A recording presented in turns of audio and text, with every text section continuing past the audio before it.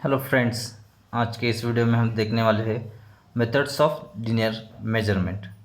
तो methods of linear measurements कैसे किया जाता है, तो हम स्टार्ट करते हैं स्टेपिंग मेथड, या फिर उसको पेसिंग भी कहा जाता है। Pacing, PACING। तो पेसिंग और स्टेपिंग मेथड में क्या किया जाता है, तो जो स्टेप्स काउंट किए जाते हैं ये रफ और स्पीडी वर्क के लिए यूज़ किया जाता है। आप लोगों ने भी ऐसा किया होगा, आपके ग्राउंड का मेजरमेंट लेते वक्त, क्रिकेट हो फुटबॉल हो, तो स्टेप्स यहाँ पर मैं दिखाता हूँ। ऐसे स्टेप्स जो इंसान लेता है उसके स्टेप्स काउंट किए जाते हैं। 2 steps, 3 steps, 4 step, 5 steps, 10 step. तो 10 स्टेप उसको 2.5 फीट से मल्टीप्लाई किया जाता है और उससे हमें लीनियर मेजरमेंट मिलता है। ये फॉर रफ और स्पीडी वर्क के लिए यूज़ किया जाता है, for not for accurate work, इसलिए उसको नाम है स्टेपिंग। स्टेप्स काउंट करता है जो इंसान लीनियर मेजरमेंट कर रहा है। उसके स्टेप्स काउंट किए जाते हैं। Steps, 1 step, 2 step, 3 step, 4 step, ऐसे अगर 10 स्टेप हो जाते हैं तो 10 मल्टीप्लाई 10 मल्टीप्लाई बाय 2.5, सो हमें उससे डिस्टेंस पता चलता है। इसको स्टेपिंग मेथड या फिर पेसिंग भी कहा जाता है। ये प्रिलिमिनरी सर्वे में भी यूज़ किया जाता है, जहाँ पर एक्यूरेसी एक्सपेक्टेड नहीं होती ज़्यादा। और आपने भी किया होगा खेलते वक्त क्रिकेट ग्राउंड या फिर फुटबॉल ग्राउंड का मेजरमेंट के लिए। नेक्स्ट है पैसोमीटर। पैसोमीटर क्या है, तो ये स्टेपिंग से थोड़ी सी इम्प्रूवमेंट इसमें की गई है। तो पैसोमीटर में अगर डिस्टेंस मेजर करना है वो ज़्यादा है, नंबर ऑफ स्टेप्स ज़्यादा है, तो भूलने के चांसेस होते हैं, स्टेप्स काउंट करना डिफ़िकल्ट हो जाता है। तो इसमें एक डिवाइस का यूज़ करके स्टेप्स काउंट किए जाते हैं। पैसोमीटर इंस्ट्रूमेंट है, छोटा इंस्ट्रूमेंट है, जिससे स्टेप्स काउंट किए जाते हैं। एक स्टेप होने के बाद वो स्टेप काउंट हो जाएगी। तो स्टेप काउंट करना यहाँ पर इस पैसोमीटर से आसान हो जाता है, और जितने स्टेप्स आए उसको वैसे ही 2.5 फीट से मल्टीप्लाई करना है, इससे हमें डिस्टेंस मिल जाएगा।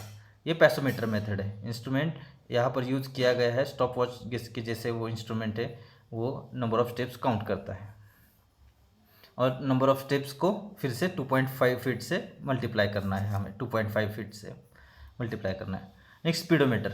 अभी ये तो आपको मालूम है, कार्स में, बाइक्स में हम अगर आप आपके घर से स्पीडोमीटर का रीडिंग देखोगे, और सपोज़ आपको मुंबई में जाना है, मुंबई में जाके आप आपके स्पीडोमीटर का रीडिंग देखोगे, तो इन फाइनल रीडिंग और जो इनिशियल रीडिंग, जो आपके घर से स्टार्ट करते वक्त जो इनिशियल रीडिंग है, उसे सब ट्रैक करोगे तो आपको डिस्टेंस मिल जाएगा आपके घर से मुंबई कितना दूर है।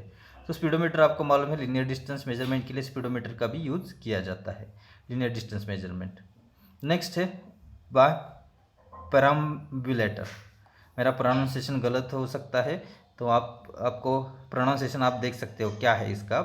पैराम्बुलेटर, पैराम्बुलेटर में क्या किया है, एक व्हील है, उसको फोर्क और हैंडल है, और उस पर एक डिवाइस है जिससे रिवॉल्यूशंस काउंट किए जाते हैं। तो ये it is a wheel fitted with fork, and उसको हैंडल भी है। तो यहाँ पर व्हील पे जो ग्रेजुएशंस है, और इसमें एक डायल है, वो नंबर ऑफ रिवॉल्यूशंस रिकॉर्ड करती है। पैरामीटर मेथड में एक डायल का यूज़ किया गया है, जिससे उसके रिवॉल्यूशंस काउंट किए जाते हैं। तो उसके रिवॉल्यूशंस और पैरामीटर, वो व्हील का सरकमफ्रेंस से हमें लीनियर डिस्टेंस कितना हुआ वो पता चलता है।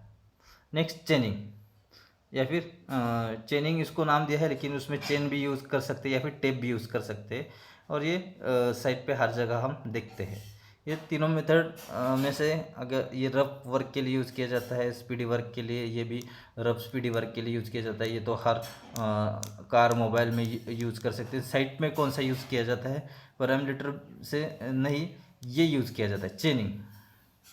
पैरामीटर का यूज़ भी नहीं किया जाता, चेन और टेप साइड पे यूज़ किया जाता है। तो वही एक्यूरेट है, कॉमन मेथड है चेनिंग और टेपिंग। साइड पे इस पर यूज़ किया जाता है। चेन होगा आपके पास 30 मीटर का चेन है, मैट्रिक चेन। हमने टाइप्स ऑफ चेन्स देखे हैं लास्ट वीडियो, अगर आपने नहीं देखे होगे तो ज़रूर देखिए वो वीडियो। तो चेन से चेन के टाइप्स आपको मालूम है, टेप्स के भी टाइप आज हम देखने वाले हैं। तो टेप का यूज़ करके एक्यूरेटली डिस्टेंस मेज़र किया जा सकता है, और उसके लिए हमें डिस्टेंस ज़्यादा होगा तो रेंजिंग करना पड़ेगा, और रेंजिंग क्या है वो भी हम आज देखने वाले हैं। उसके बाद हम आगे बढ़ते हैं लीनियर मेजरमेंट की और कौन सी मेथड है। ईडीएम, ईडीएम यानी इलेक्ट्रॉनिक डिस्टेंस मेजरमेंट। तो अभी बहुत सारे ईडीएम्स मार्केट में अवेलेबल है। उसमें लाइट, इंफ्रारेड लाइट यूज़ की है, वो टारगेट से बाउंस बैक होती है और उससे हमें डिस्टेंस पता चलता है। ईडीएम बहुत ही एक्यूरेट है और इससे बहुत ही लंबा डिस्टेंस भी हम कम समय में मेजर कर सकते हैं और विथ ग्रेट एक्यूरेसी, ज़्यादा एक्यूरेसी इसमें है।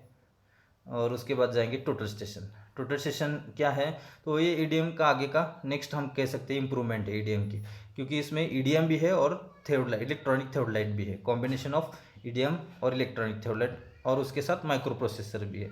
तो ईडीएम से डिस्टेंस मेजरमेंट किया जाता है और थ्योडलाइट से एंगल मेजरमेंट किया जाता है। इसलिए ये टोटल स्टेशन भी डिस्टेंस, लीनियर डिस्टेंस मेजरमेंट के लिए हम यूज़ कर सकते हैं और वही एक्यूरेसी से जो ईडीएम में है। जो डिस्टेंस, ज़्यादा डिस्टेंस है वो डिस्टेंस हम कम समय में मेजर कर सकते हैं, एक्यूरेसी से मेजर कर सकते हैं। अभी टोटल स्टेशन का यूज़ हर एक बड़े जो साइट्स है, पुणे में, बॉम्बे में, मेट्रो सिटी में है, ये टोटल स्टेशन का यूज़ अब देख सकते हैं। अभी ये कॉमनली दिखाई देता है टोटल स्टेशन। उसके बाद नेक्स्ट हमारा टॉपिक है आज के वीडियो का, टाइप्स ऑफ टेप। तो है क्लॉथ और लिनन टेप। तो ये लिनन से बने होते हैं इसलिए इसको लिनन टेप कहा जाता है। और इनका ये आपने भी देखे होंगे, घर घर में भी ये टेप्स होते हैं। और इस टेप का यूज़ हम देखेंगे तो ये टेप्स 15 मीटर वाइड होते हैं। इसकी लेंथ डिफरेंट लेंथ में ये अवेलेबल है, क्लॉथ टेप। और उसके बाद है मेटेलिक टेप। मेटेलिक टेप में देखेंगे तो ये लिनन टेप की इम्प्रूवमेंट है। इसमें ब्रास वायर या फिर कॉपर वायर्स भी डाले जाते हैं उसकी लाइफ बढ़ाने के लिए, उसको स्ट्रॉन्ग करने के लिए, ड्यूरेबल करने के लिए मेटेलिक टेप में ब्रास वायर्स या फिर कॉपर वायर्स डाले जाते हैं मेटेलिक टेप में। तो ये टेप भी साइट पे अवेलेबल है, साइट पे यूज़ किया जाता है। स्टील टेप तो पॉकेट में भी रख सकते हैं, इतने छोटे साइज़ में भी अवेलेबल है। 3 मीटर 5 मीटर में स्टील टेप आपने देखा भी होगा। मीटर, सेंटीमीटर, फुट उसमें रीडिंग्स होते हैं स्टील टेप पे। फिर उसके बाद है Invar tape, next type. Invar tape ये एलॉय है स्टील और निकेल का, और ये टेम्परेचर के वेरिएशन से इस पे कोई फ़र्क नहीं पड़ता, इसलिए जहाँ पर एक्यूरेसी, प्रिसीजन रिक्वायर्ड है वहाँ पर इनवार टेप का यूज़ किया जाता है। तो दोस्तों ये सारे टाइप्स है टेप्स के, और हमने देखे आज methods of linear measurement, stepping, pacometer, speedometer, perambulator, chaining हमने चेनिंग देखा टाइप में, फिर ईडीएम देखा, टोटल स्टेशन देखा टाइप में, और टाइप्स ऑफ टेप देखा, क्लॉथ टेप और linen tape, metallic tape, steel tape, Invar tape. और आगे जाके देखने वाले हम आज रेंजिंग के टाइप्स में अभी आप लोगों को एक्सप्लेन करता हूँ। रेंजिंग के 2 टाइप्स है, डायरेक्ट रेंजिंग, इनडायरेक्ट रेंजिंग। तो रेंजिंग पहले क्या है आप लोगों को बता दूं मैं। हमारे पास टेप की लेंथ ज़्यादा से ज़्यादा होती है 100 मीटर। अगले हमें 100 मीटर से ज़्यादा एग्जैक्टली स्ट्रेट लाइन चाहिए। सपोज डिस्टेंस है 1 किलोमीटर। 1 किलोमीटर यानी, जी हाँ दोस्तों, 1 किलोमीटर यानी 1000 मीटर्स। 1000 मीटर एग्जैक्टली आपको स्ट्रेट लाइन मार्क करनी है ग्राउंड पे, ज़मीन पे आपको 1000 मीटर की लाइन ड्रॉ करनी है। आपके पास टेप ज़्यादा से ज़्यादा होता है 100 मीटर लेंथ का। तो 100 मीटर की लेंथ तो आप स्ट्रेट लाइन मार्क कर सकते हो, लेकिन 1000 मीटर की आप मार्किंग करने के लिए जाओगे एग्जैक्टली स्ट्रेट लाइन नहीं मिलेगी। इसलिए हमें क्या करना है, ये 1000 मीटर डिस्टेंस छोटे छोटे डिस्टेंस में ब्रेक करना है। यानी इस स्ट्रेट लाइन पे मैं इसको नाम देता हूँ AB, ये इसकी लेंथ है 1 किलोमीटर, 1 किलोमीटर इसकी लेंथ है। तो ये डिस्टेंस 1 किलोमीटर डिस्टेंस मुझे स्ट्रेट लाइन में मेजर करने के लिए मैं क्या करूँगा, तो रेंजिंग करूँगा। तो रेंजिंग क्या करना है, तो बुक्स में डेफिनेशन दी गई है, it is the process of finding intermediate points on survey line. It is the process of finding intermediate points on survey line. Survey line पे बीच में जो पॉइंट्स फाइंड करने हैं उसकी प्रोसेस को बोलते हैं रेंजिंग। तो रेंजिंग में क्या किया जाता है दोस्तों, तो डायरेक्ट रेंजिंग और इनडायरेक्ट रेंजिंग। तो डायरेक्ट रेंजिंग कब क्या करते हैं और इनडायरेक्ट कब करते हैं। तो डायरेक्ट रेंजिंग जब एंड पॉइंट्स इंटरविजिबल होते हैं तो डायरेक्ट रेंजिंग करते हैं। अभी जैसे यहाँ पर ए पॉइंट से बी पॉइंट दिखाई दे रहा है, बी से ए पॉइंट दिखाई दे रहा है। और इनडायरेक्ट रेंजिंग जब दो पॉइंट्स इंटरविजिबल नहीं है तब इनडायरेक्ट रेंजिंग करनी पड़ती है, या फिर उसको रेसिप्रोकल रेंजिंग भी कहा जाता है। इनडायरेक्ट रेंजिंग या फिर उसको रेसिप्रोकल रेंजिंग भी कहा जाता है, रेसिप्रोकल।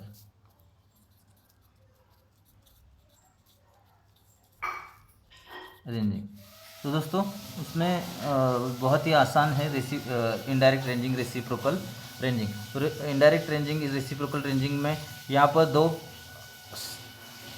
दो पर्सन्स की ज़रूरत होती है। एक पर्सन है जो यहाँ से इंस्ट्रक्शन देता है, और दूसरा पर्सन जो इस पर्सन के इंस्ट्रक्शन पे आगे पीछे मूव होता है, लेफ़्ट या राइट में। तो ये पर्सन यहाँ से सिग्नल देता है लेफ़्ट में जाओ या फिर राइट में जाओ। और जब यहाँ से ये तीनों रेंजिंग रॉड्स, जो इसको हम बोलते हैं सर्वे में जो रेंजिंग के लिए यूज़ की जाती है रेंजिंग रॉड, ये तीनों रेंजिंग रॉड जब एक ही लाइन में आते हैं तब ये यहाँ से सिग्नल देगा इस पर्सन को, ये अभी रुको और उस जगह पे रेंजिंग रॉड फिक्स करो। तो ये इस जगह पे रेंजिंग रॉड फिक्स करेगा। ये पर्सन ये रेंजिंग रॉड है ए पॉइंट पे, उससे लगभग 2 मीटर की दूरी पे खड़ा रहता है, लगभग 2 मीटर। ये हमें टेप से काउंट नहीं करना है, अप्रोक्सीमेटली 2 मीटर डिस्टेंस होता है। तो यहाँ से ये रेंजिंग रॉड देखेगा, ये रेंजिंग रॉड देखेगा, और ये रेंजिंग रॉड, ये दोनों तो फिक्स है, इसकी पोजीशन चेंज होती रहती है। तो जब ये यहाँ से जो पर्सन सर्वे कर रहा है वो यहाँ से ये तीनों रेंजिंग रॉड जब एक ही लाइन में देखेगा तो यहाँ पर इस पर्सन को इंस्ट्रक्शन देगा, और वो उसके इंस्ट्रक्शन के मुताबिक ये पॉइंट ज़मीन पे मार्क करेगा। तो उससे हमें ये पॉइंट मिल गया। उसके बाद फिर वो आगे जाएगा और आगे सेम प्रोसीजर रिपीट होती है। तो उससे हमें आगे भी इस लाइन पे जो इंटरमीडिएट पॉइंट्स है वो हमें मिलेंगे। इससे हमें ये डिस्टेंस ब्रेक किया तो ये डिस्टेंस टेप से मेज़र किया जाएगा, ये मेज़र किया जाएगा, और ये सब मेज़र करने के बाद ऐड करने के बाद टोटल डिस्टेंस ए भी मिल जाएगा। तो दोस्तों ये है प्रोसीजर डायरेक्ट रेंजिंग की। तो यहाँ पर हम रुकते हैं। ये वीडियो शेयर कीजिए और चैनल सब्सक्राइब करना मत भूलिएगा।